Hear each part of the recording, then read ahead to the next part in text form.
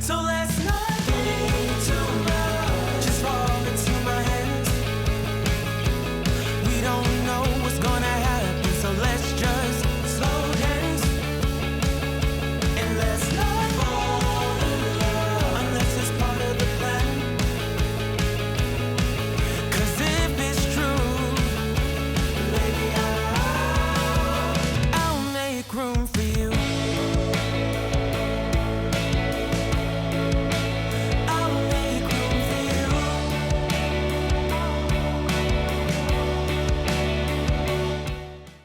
Hey friends, welcome back to another episode of Getting Close Up, the show focused on independent artists and creatives. I'm your host, Danielle Cox.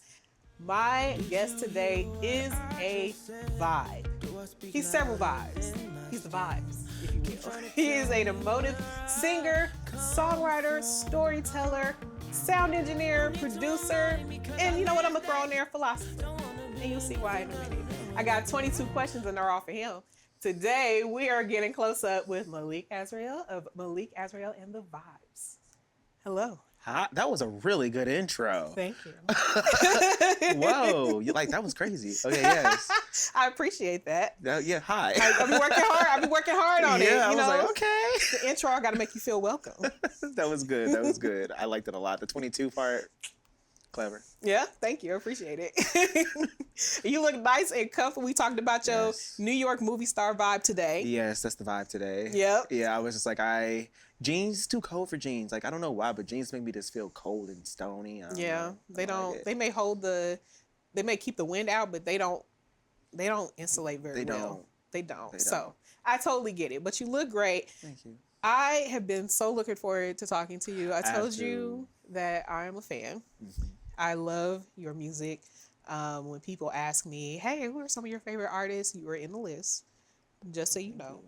And it's one of the reasons for that is I think it's kind of early, but I think you have enough material for me to dub you one of the Bridge Kings.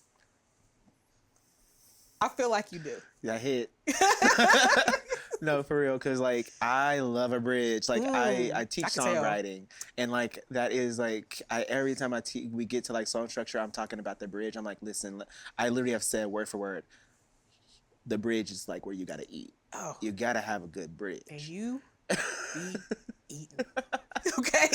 Thank you. Thank you for paying attention to that. A bridge, because it's like it should be the song is great, and then you have that highlight part, and it's just like, ooh. So it's funny. I was just talking to somebody about, it might have been T, the Meg Thee Stallion's new song that's out, where she sampled "Kissing You" by Total, right?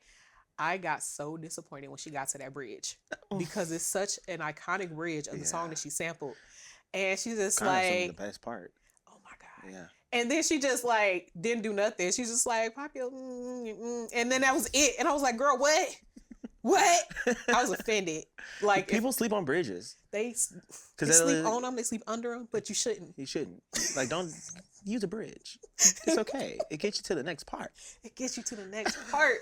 And I love that you teach songwriting because I think it's great that I get to talk to you a little in depth about your lyrics.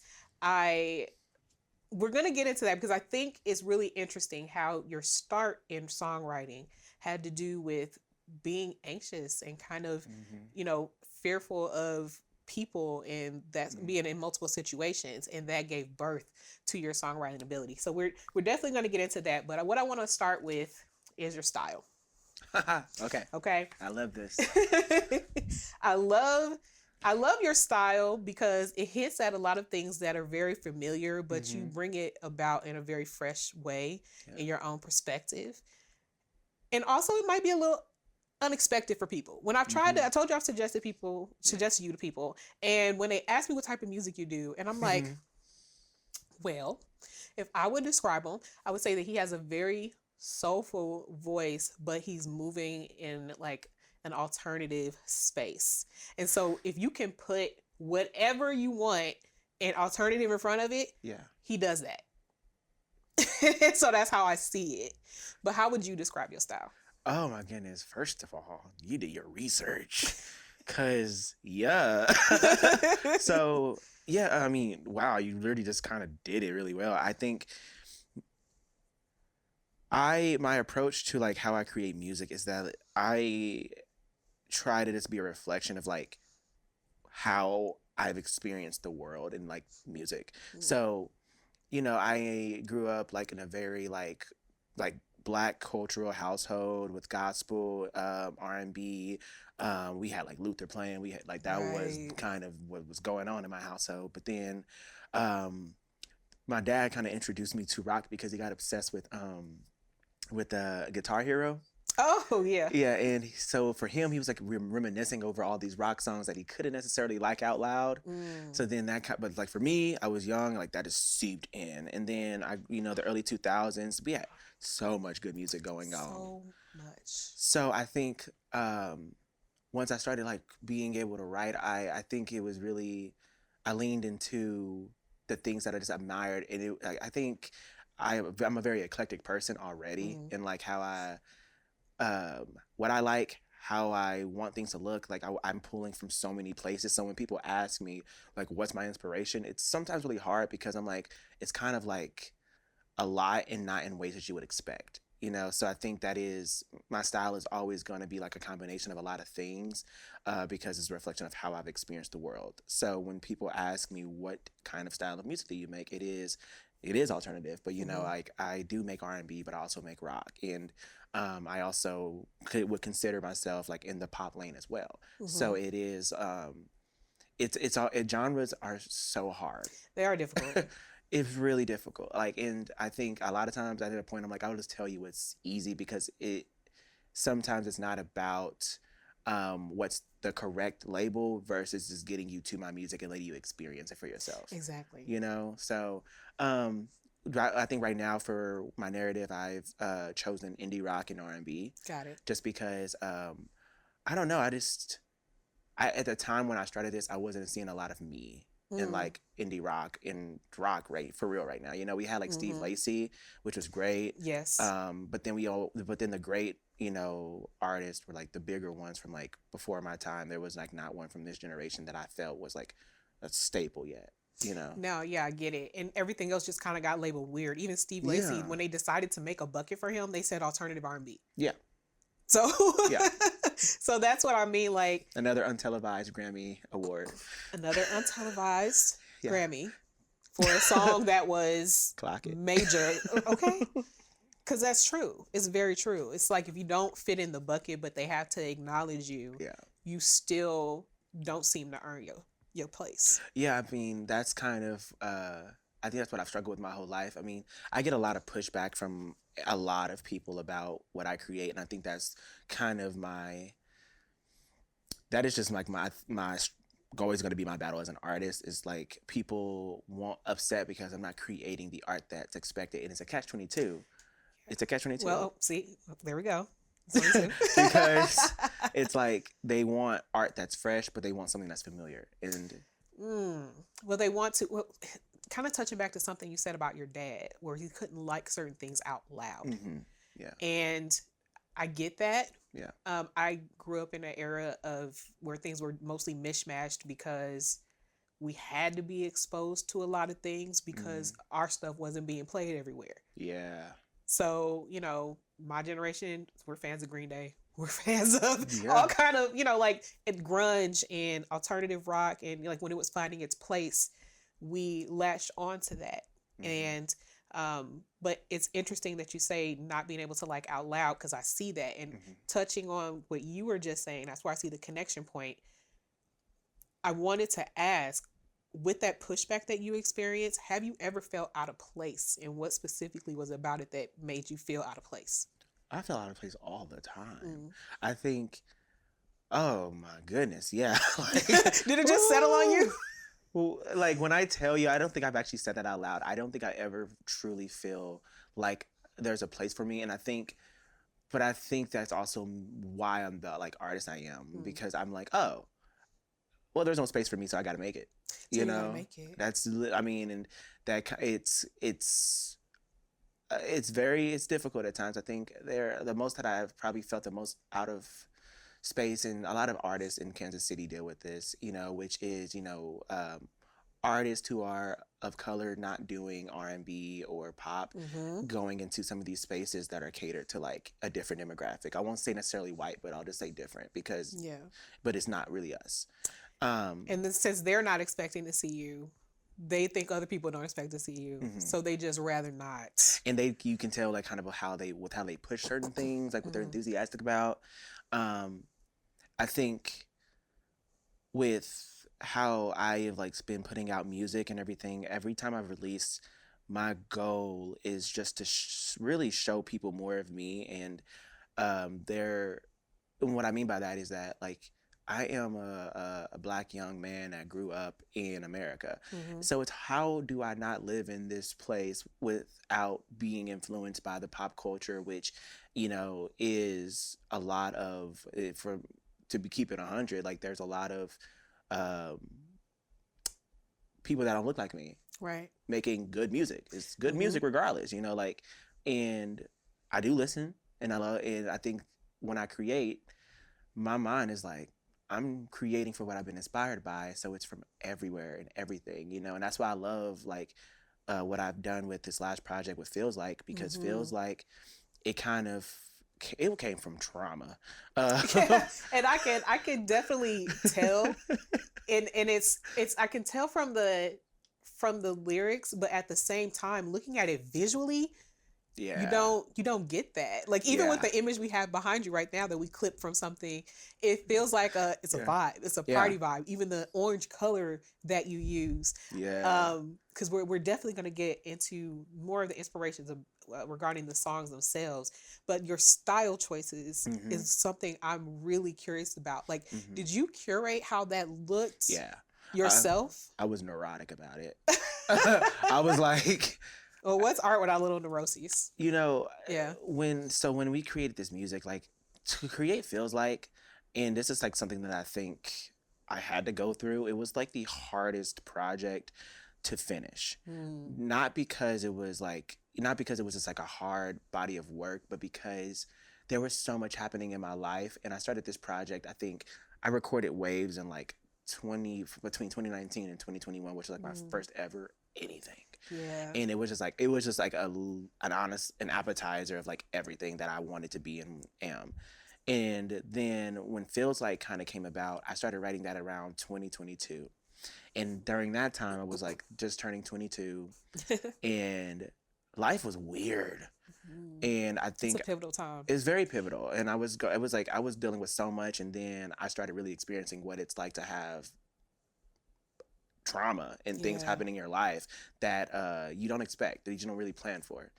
That you don't think would happen to you. You just don't think it. You may have heard it happening to other people. You just don't think it's going to happen to you, especially at that time in your life where you've been growing up waiting to grow up. Exactly. You've been growing up waiting to grow up. Yeah. And it's supposed to be this whole fun thing, and it's supposed to be live and the best times of my life, and it's like, what is going on? What is this? And you feel your knee. Throw it away. You feel your knee for the first time. Feel my knee like kind of. It's like it's not broken, but it don't feel right. It don't feel right. And you get, and there's heartbreak, and there's things that just feel like you start to feel like you should be doing better than you're doing. You're not really sure where the expectation came from. And that's what's so crazy. You learn like there are different types of heartbreak. And that was, I think, was what was insane about the creation of this project, was because like the first song that I wrote was 22. And I was just like so sad. And I don't know what was going on. I do, but it's also, I think I just didn't know how to like rationalize it. So it actually was a ballad. So 22, that was the first song we wrote for Feels Like. And when I sat down and I started writing it, it was just this like really slow, soulful actually, ballad. But I had voiced to my band, when we were like moving on to the next project, they knew I was already writing it. I was like, I want to do rock at some point. And I knew that was in my mind. And I was scared to touch it. You were scared to touch rock? Yeah, I really was, because I was like, I didn't want everything that has happened to me. I didn't want to happen, but I knew that I had to do it. What I mean by that is like, I didn't want people to assume that I was, because now I have a band that is like this predominantly white band of musicians, people to think that I am doing it because I'm influenced by them, when actually in reality I've always wanted to be a rock star. That perception is something else, isn't it? It is. And so when 22 happened, like, it was actually one of my bandmates who were like, didn't you want to do rock? Why would this sounds like something that could actually really be meaningful in the rock space. So Calvin grabbed his guitar and chugged the chords, and then I was like, They are so talented too. They are insane. Your band is super talented. I love them. And you guys met early on. We met in college. Wow. But yeah, like when I say like that, when we kind of figured that out, I think that's when I was like, okay, this is what it means to be an artist, to like step into this new territory. And yeah, I think I just kind of gave myself permission and moved forward. And you give yourself permission to do a lot. Yeah. Like in the space of writing, which again, like knowing that it came from a very vulnerable space of just using writing to help you overcome things. Yeah. When I see a song like Safe Word, yeah, and I go, okay, what else is under the surface here? Because but for real, what are you waiting for? I ain't got no safe word. Like that is the things you say and the things you don't say. Yes. There, and it leaves it so open for interpretation, but the message is still clear. Yeah. I feel like it's still very clear. Tell me about writing that song. Oh my God, I loved that song. Like the writing, that was the easiest song to write. Oh, okay. Because it wasn't, when I started writing it, I just found this really cool chord. I like jazz chords. Like, and there was like this, I'm going to get a little musical, but it was like this E minor 9 chord that I was just like, and so, so then I was like, I'm gonna talk about sex. But I was like, what you know about this? You talking? Here's the reason why it's so funny is because the reason why it was so easy was because it was a joke. So I wrote the song because I at the time, I think as a writer, I really was okay with just having fun with writing and just like just letting it be. So I literally can remember the day that I wrote it, and I remember like because I was sitting on the edge of my bed at my parents' house. And I was messing with this E minor 9 chord, and I was like, I want something that feels kind of like rock, bossa nova moment maybe. And so the first I heard the E minor 9, I was like, okay, I want to talk about this topic because my drummer at this point in my life kind of made a joke where they were like, Malik, but like you are the most like, you don't talk about your dating life. You don't talk about any of it. And it was typically because like, I am like one of those people where I ain't gonna tell you about anything because I don't need you to imagine my life like that, you know?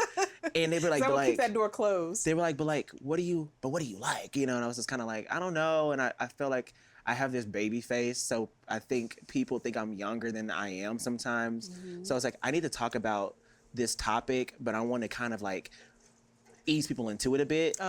So, and also I think there's something so classy about like giving innuendos. Yes. And you know exactly what I'm talking about, but you're not like, I'm not being like this, what pop is today and what the world is today with blatant direct. Oh my gosh. Yeah. I'm not Cardi B in it. I mean, exactly. and that is, I miss that.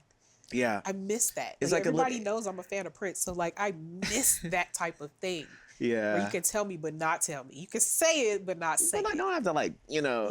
Well, and I think so like it was so funny because when I sat down, like the first thing I said was, I want to talk about this. But funny enough, it's not about my life or like it's not really about like my sex life, honestly. It's about kind of owning this like sexual spirit, this power, not shaming anyone or anything, giving yourself permission, giving the other person that you're with permission. Right. So the first thing I wrote was, okay, let's be kinky.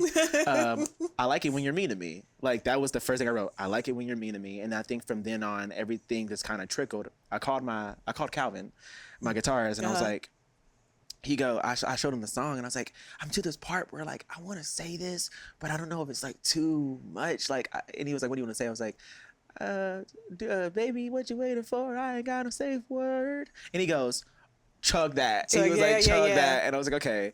And then my favorite line is, I don't want no sweet and low.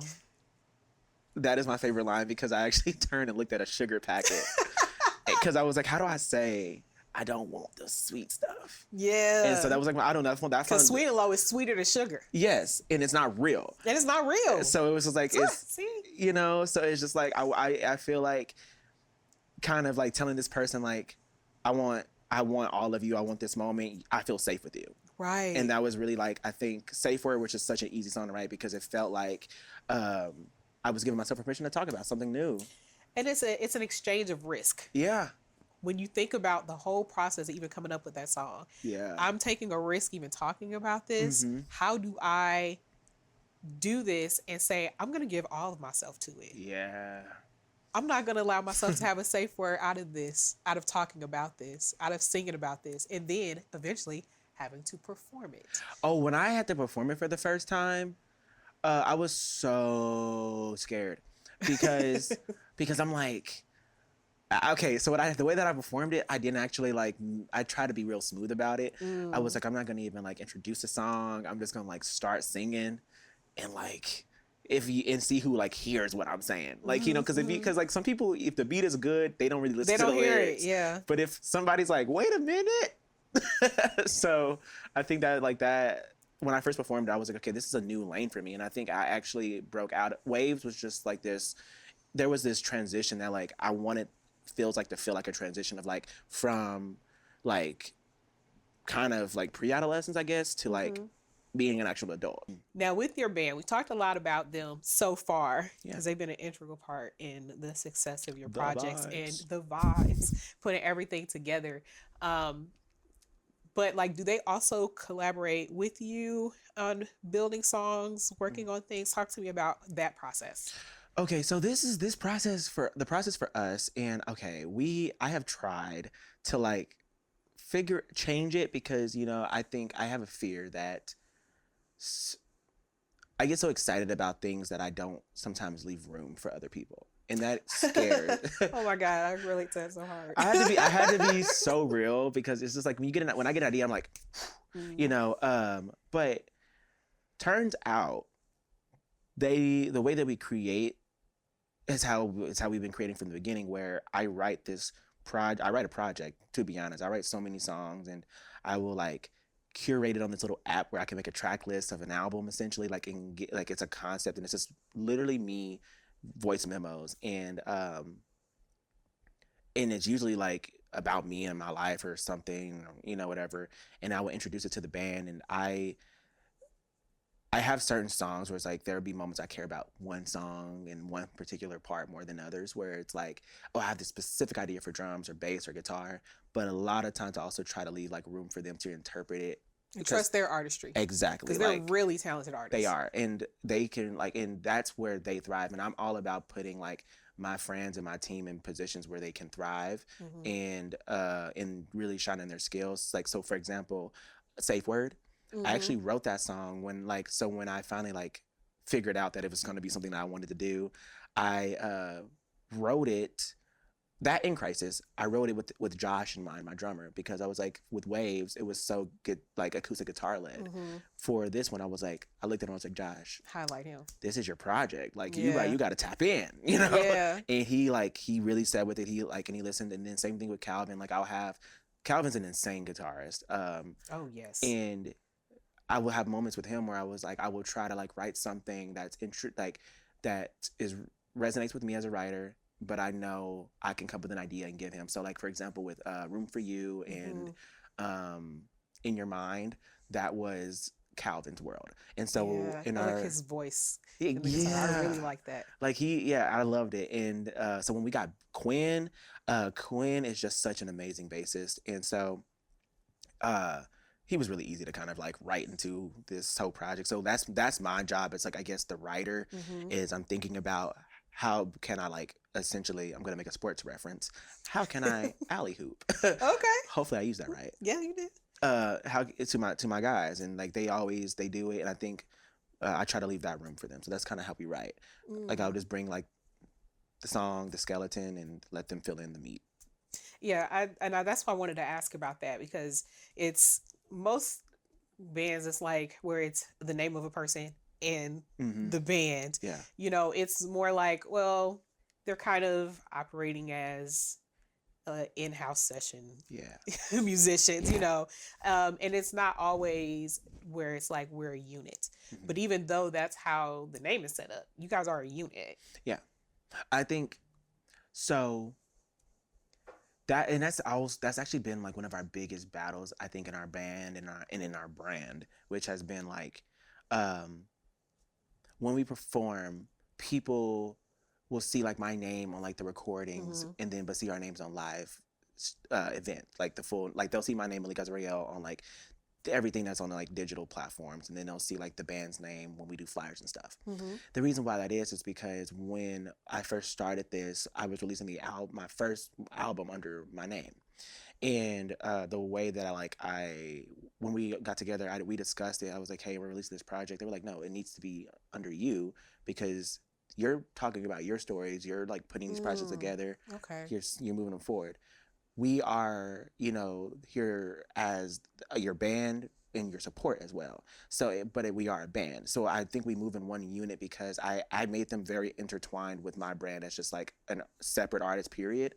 Because I was like, well, I have a thing where I like, if you're going to be on stage with me and people are going to see you, I don't want you to just be like Malek Azrael and not have a name. Exactly. You know? And so for them, I was like, I just want you guys to have a thing. So it's like, even if you want me out front, like you guys have like, how do you get addressed? And so, yeah, that's kind of how that kind of set up. It's difficult though, like, because when people go to search our music, they're like looking for Malek Azrael and the vibes, but it's just Malek Azrael. So, and I think it also frees them up a bit too, because they are all artists in their own right. Yeah, like, are they doing separate things too? Calvin has his own band and releases his own music. He has good music. He just released it. Okay. Go listen. Like, really talented like writer. And I love Calvin's writing, especially like on our stuff, because when you hear his ear on his stuff, you can kind of see, you know, where it's had its trail in your music. I think that's so awesome. I see the togetherness and the unit, because when I saw you guys performing at Boulevardia, right? That was such a great show, by the way, because when you perform, it's like the stage, all of this is the stage. It's not big where enough. Everybody is here. This is the stage. I'm going to run on this side. I'm running down here. I'm singing as far as this microphone going to let me go. And I love that. But it was a moment, because it was so daggone hot that day, where I don't remember whose shirt came off first, but then it was like everybody's shirts was off in solidarity. Oh my gosh. Okay. That is so funny, because really I may sorry, that's so funny, because I'm like really, I have moments where I'm like shy, and you can't be that as a lead man. So like I'm like, and I'm performing, and I think my drummer, he gets hot because he's and then he's looking at me and he's like, well, you're the lead guy, take your shirt off. And I'm like, you want me to what? You want me to what?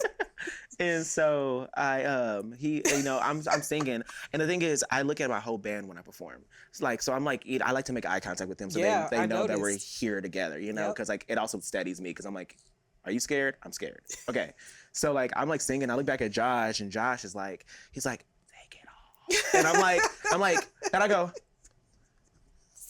And he goes, yeah. So I'm like, all right. So we end the song. I take it off. He takes his off. The whole band takes it off. And then like I think that was like that was probably the second time we had done that as a band. The first time was at Mini Bar KC, and when we did it, oh wow, like I kind of manifested that, because I was like, I want to have a moment where I can perform shirtless, because that's a rock star moment. And then we did it. And I don't know. It just like they get it. They get the vibes. Like, and it was a vibe. And I think it's so funny that there's a story behind it. I'm loving all of that. There's one more thing I need you to do though. Okay. And that is, I need you to go ahead and make your mark on the Wall of Fame. All right. Make sure your mic is secured. Okay. And check that out. Some markers over there. Get to it. Oh yeah. That little signature gonna be worth something someday, y'all. You guys are the best part of all of this. Thank you so much for watching, and I'll see you again soon for another close up. I'll be checking for you. Bye.